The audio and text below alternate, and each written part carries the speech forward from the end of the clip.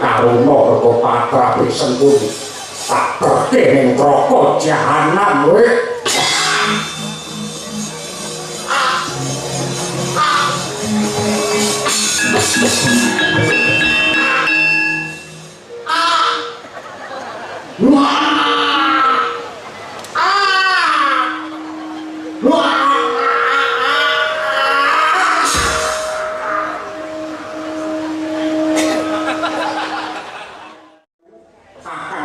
Ayo sengkuni kapan wiji dumateng ingkang layi ing poso jenar kula ngadhong dalu salinan kula cumadhong dawuh Kakang Pati kadang-kadang wadi-adiku ratu sakembalan kowe Gajaksa lan uga Sara Basanta apa sebabe kowe adoh ndak awe cedhak saya ndak raketake mergo ana bab wigati kang bakal ndak gagal wis akeh asil bumi ana bumi Ngastina sing ditewu kaya banyu diwenehake marang negaramu ya kuwi Plasa Jenar sing tegese wong Ngastina banget anggene tresna lawan Plasa Jenar. Nah, gandeng palungguhan iki Bratayuda wis dadi. Para kakang wis pilih ketiban sampur nampa pakurmatan mongko dadi Senopati Agung.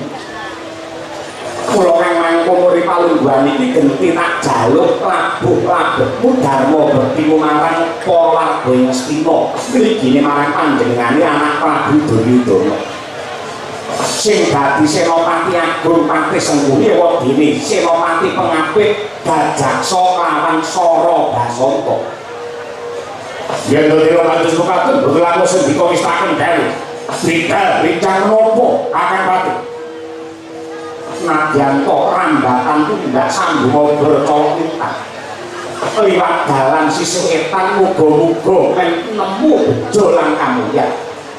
Wadya bala sak anane saka Plasa Jenar budal dina iki.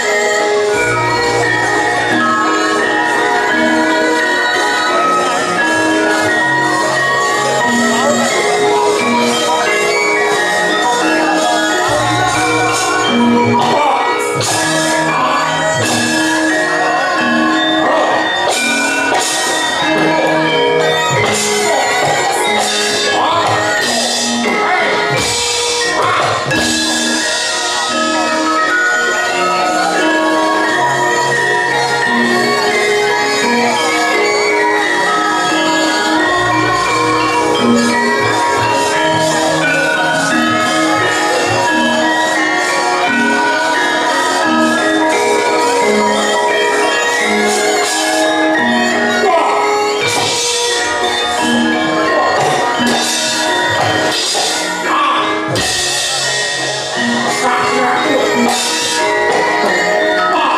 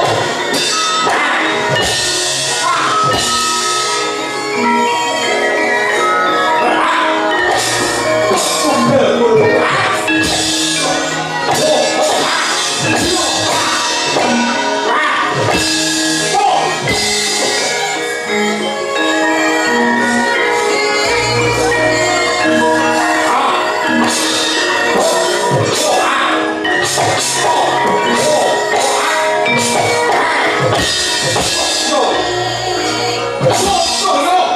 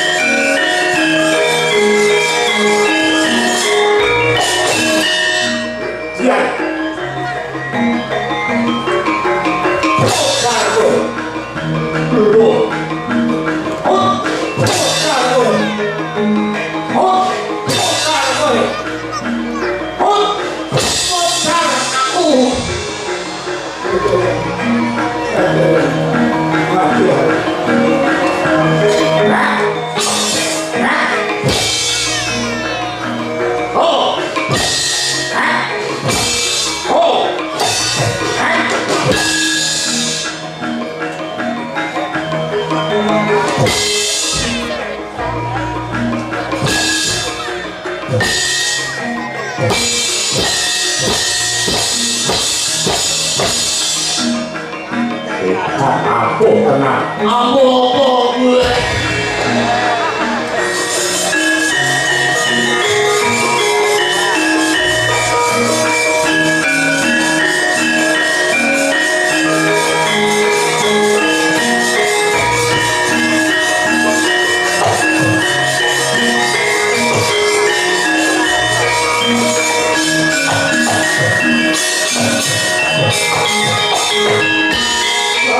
Nyokong alubur rasa kakak warnanipun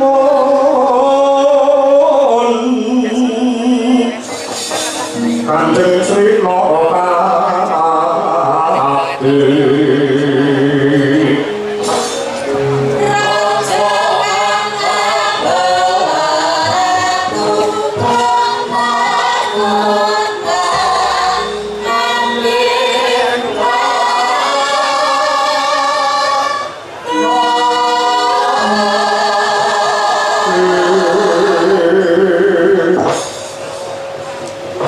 sangat setan menggo menungso wadya balaku saka plasa jenar menungso dapur istiyake parandene dadi golongan aku weruh kae sing omahku kaya wong bingung kaya dilolosi apa bebayune Werkudara Werkudara dina iki dina pungkasamu ngadep ana ngarsane Bathara Yama Dipati bakal cemplunge ning Yoman sawane Prabu Kajaksa saku dani Trata Bala lakon Barat Padumu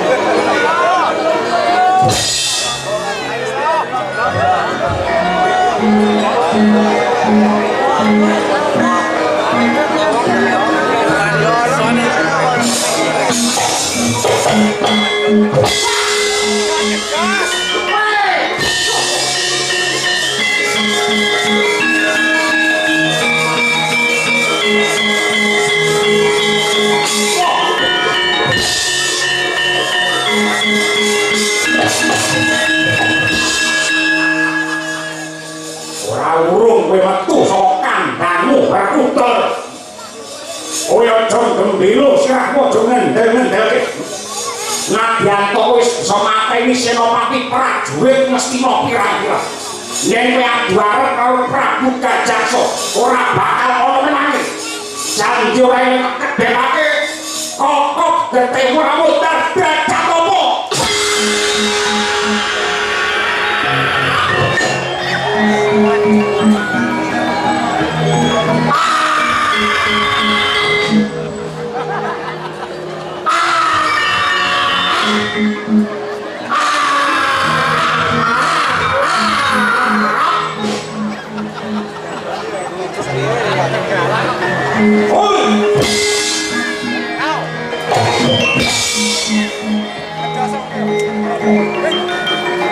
apa ini wis 100 triliun dibayarane piro?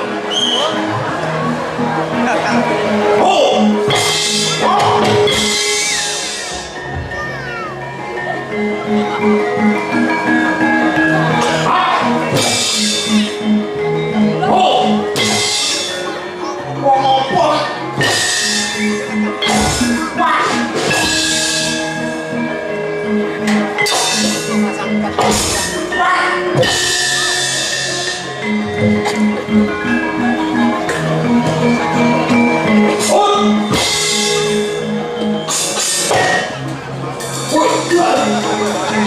Betul, sokol mah ampuh buriku sungkol mas Solo Satria Madangkara Brahma Kumbara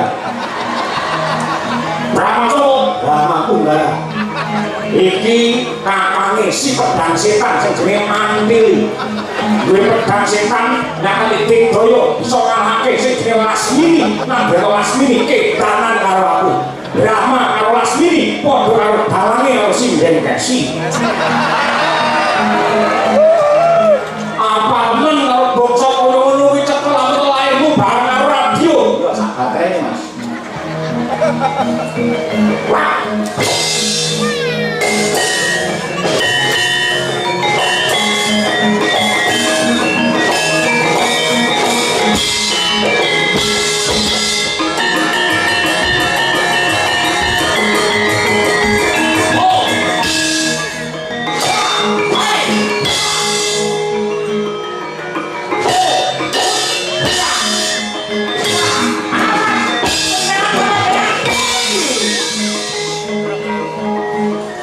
Dani, Jesli, Majek, Wisya, Oh,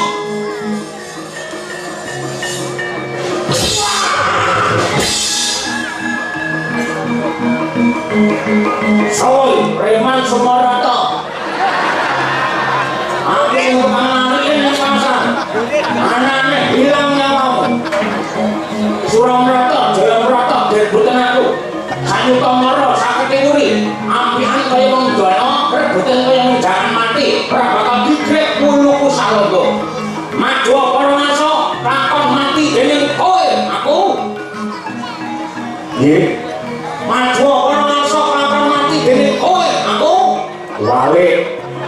mati dening aku kowe pancen tak balik aku perang butuh bunuh diri ngono timbangane omah yo ndak gak kridi ae rongkong kok wis pateni tenan pancen ngono oh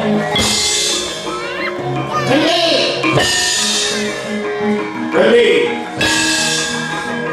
Sirah Peng telu Genti gue mau peng telu Loh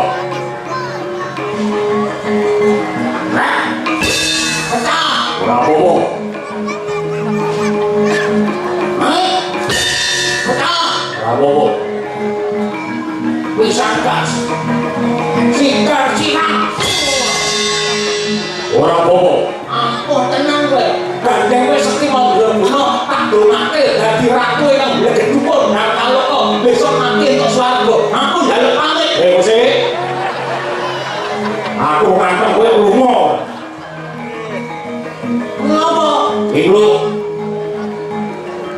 adate mungsuh kaantem tanganku tengen pecah sirahe letik polone sikar mlampah sing dadi pakoke cangkemmu aja lawan kowe ta manten ndangan medeni musuh.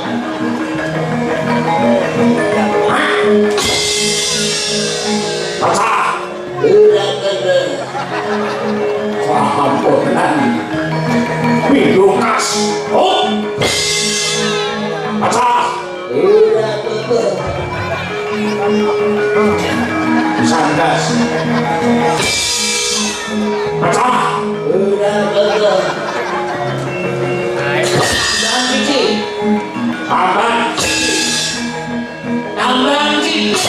Ambani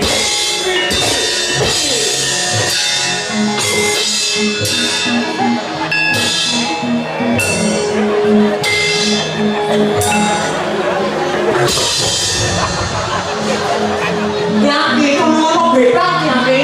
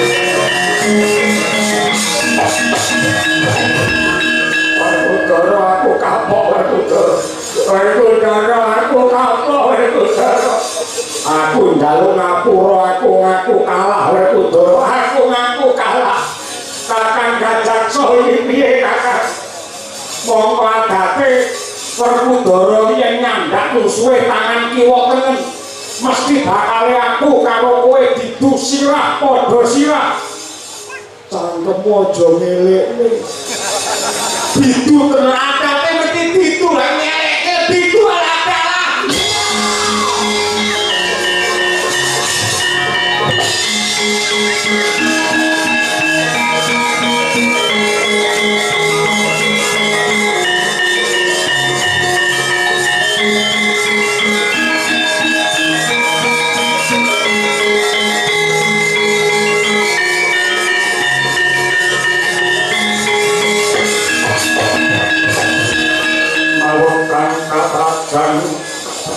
ing tahun wadya sang Prabon prang Kabramarkata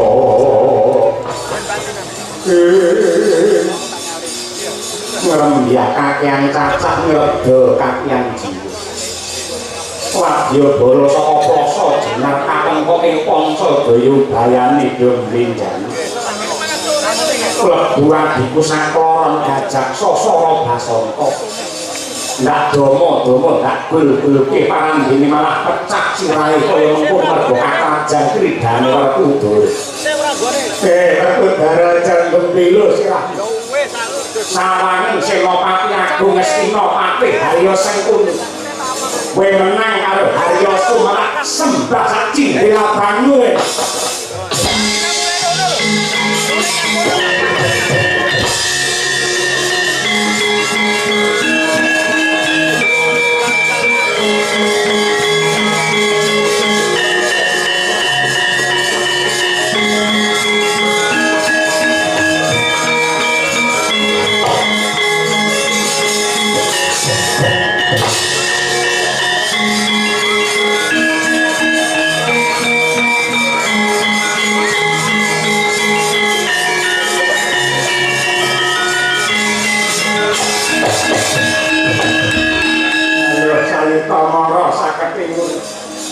sampeyan kaya wong njala rebutan kaya menjangan mati Werkudara gandeng kowe sing mateni adikku Gajak Sosoro Basanta utang irang nyaur irang tang pati nyaur pati irang-irang lakon para Pandhawa ngrasake sengsara mergo cangkeme pati Sengkuni Ari palungguhan iki pangadilan saka Gusti sing bakal ndok tampa apa kamu kok kira ngerti kok iki maju para ngarsa ayo tandingan Sang Senopati Agung ora kakon glundung dasnak gurone batangmu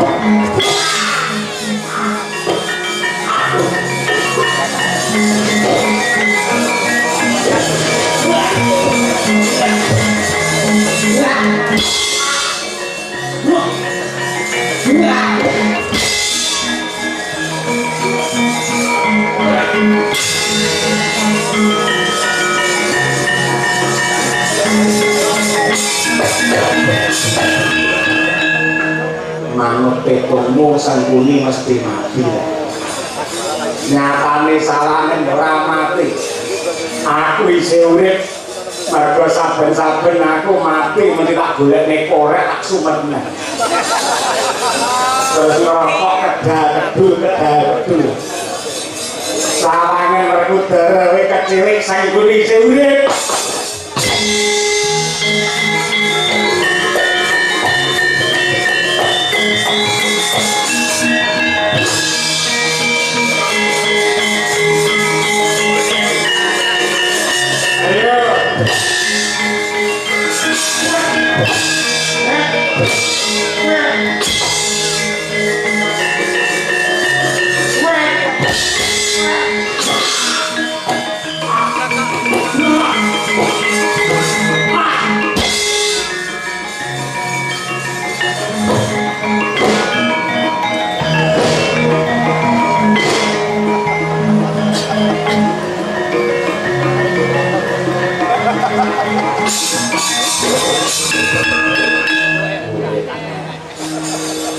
ayo entek nalarmu wele salane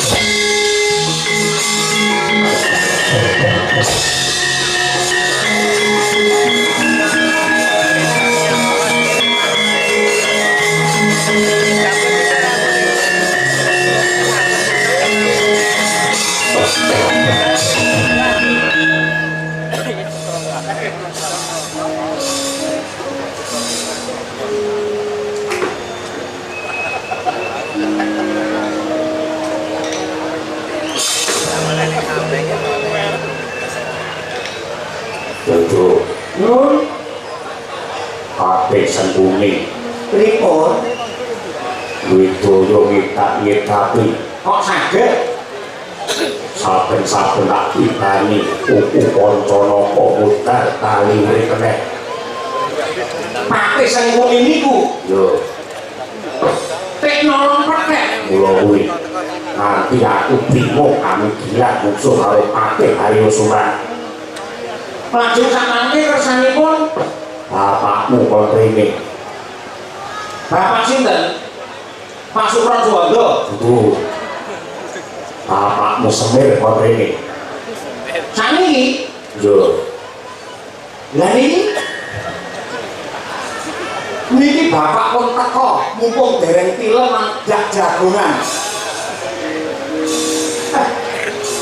mbek uget saduwita mbek pripun Bos Mbak pripun sengkuni ngetak-ngetapi tapi bani kuku Pancanaka mutar bali urip meneh tulungane wong lawas mesti ngerti pengapesane sengkuni kudu dikapake enggak kula pirsanane rumiyin Kunjung langit kelap-kelap kapal dari bintang yang awal wetan mawai radio katanya mulai maju kula cara ngendi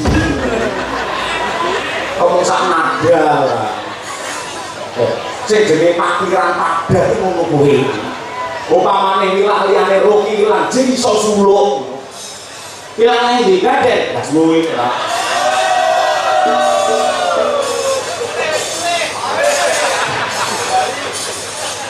Lha bimo apa kula tak matur nggih jenengan kawutan apa mboten nalika jenengan taksih lare nalika semanten rebutan Lengatala kagunganipun Sang Resi Abiyasa Lengatala kala kangge rebutan Pendolan Kurawa satemah kutah wonten ing Brambang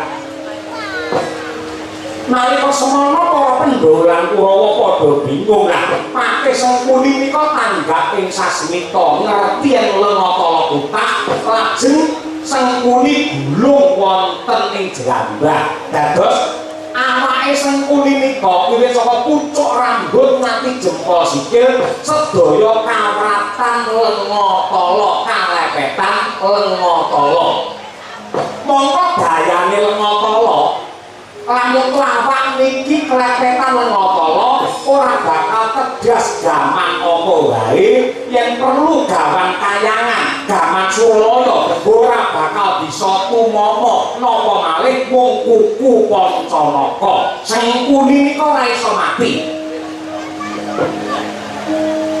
akan tetapi ada sebagian tubuh Sengkuni yang tidak terkena minyak talak opo marada diplok ini dengan ambil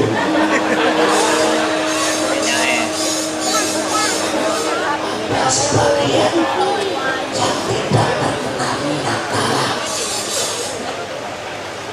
wonten sanes kejawi bubur yopo candoko yopo wadidan yopo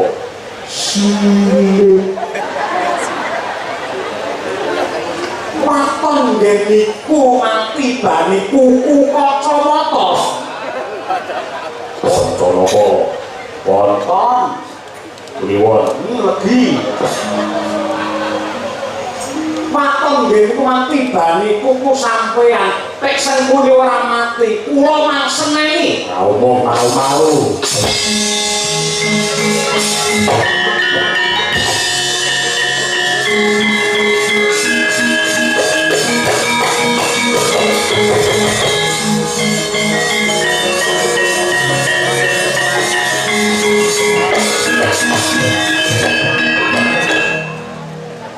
nah apa itu?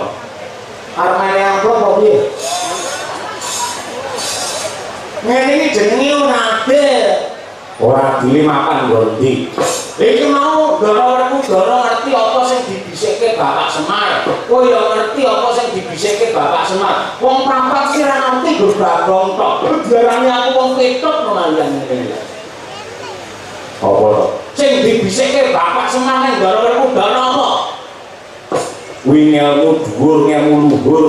Yen engko ora siap nampa kamu iki iso kowe malah salah kedaden dadi buta kaya Sukesa kae. Iki mergo gawat ngelmu iki. Ora gawat-gawatan lah. Jenenge gawat apa ya ora kena diwiradati, kena disanati. Sing penting kupingku krungu, rombongan ra krungu dhewe malah bingung. Sing dibisike Ndara ning Ndara saka Bapak Semar. Jerdasuki mawa biya. Tegese lakone Pandhaka kudu mawa pangorbanan. Oke, maknane wakon kowe diletokke dhuwit 200 tak bisiki. Kowe karo dulur hitungan men, ora hitungan men barokah. Kabeh dono duwite ana 7 kote ana mahare. Oh iya. 200 iki anyar. Ikhlas kali batin. Ya, abisike kowe. Heeh. Manggil-eling ora sah kok. Ning gua meremok. Oke. Di rumah nih ya. Oke. Sing dibisike Semar. Karo kotor mau. Ora mau liya kejaba. Sile.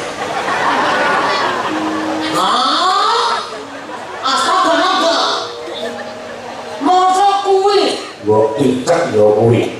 Yen ora percaya takono karo bapak. Ora mungkin 200.000 lho, Cuk. Nek atase kelangan dhuwit 200 padha karo nak basa mengi. Mosok goreng entuk silik. Demi Allah, sing dibisike ya kuwi. Kebangetan jenenge kecem larang banget. 200.000 entuk kuwi. Paling ora sandingi apa piye lho. Abine ora wis kuwi kok gelem ya kuwi ora gelem ya kuwi. Oh, jahat banget ya.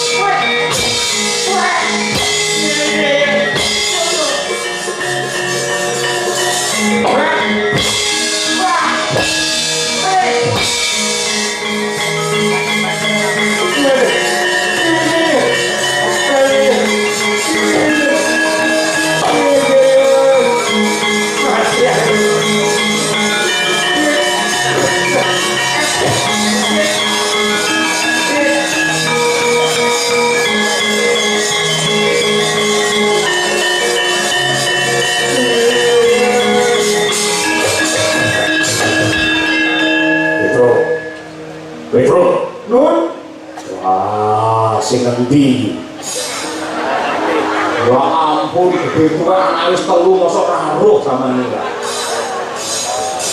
ya ora ketok iki jari ini mang sisike mriko sik niki mang kelangkuk niki ndase sembunyi nah niki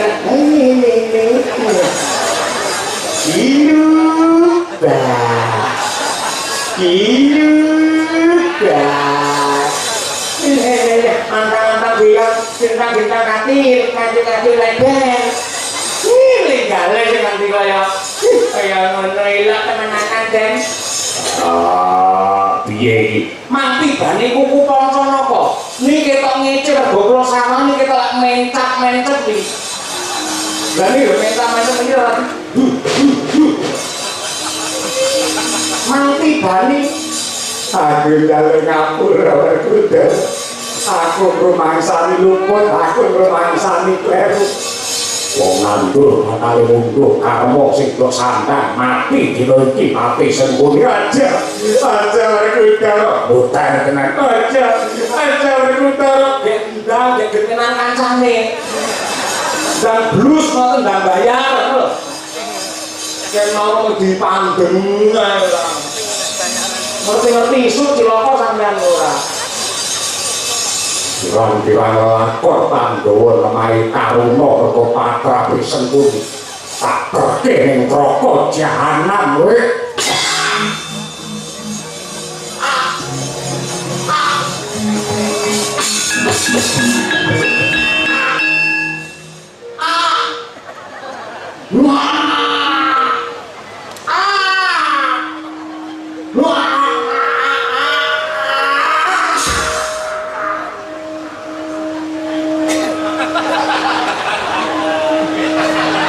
Aku sapa udah diagone aku ta. Mengani ora. Udah dhewe. Ayo. Bagus. Ini. Ane napa? Udah kena. Orang sakne kabeh. Budi.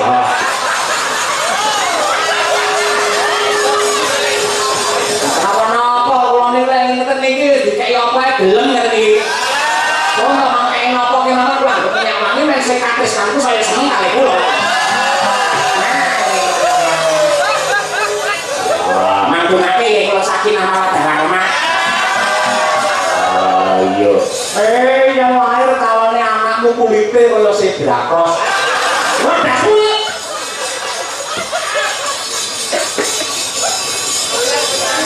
Enten apa nek gujolane enten apa? Iki.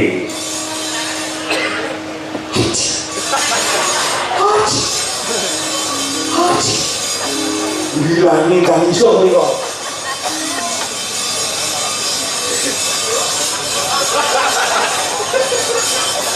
Ini apa? Mosok Ratu Ndorowati. Apa? Kena bunyi silik. Saya iso.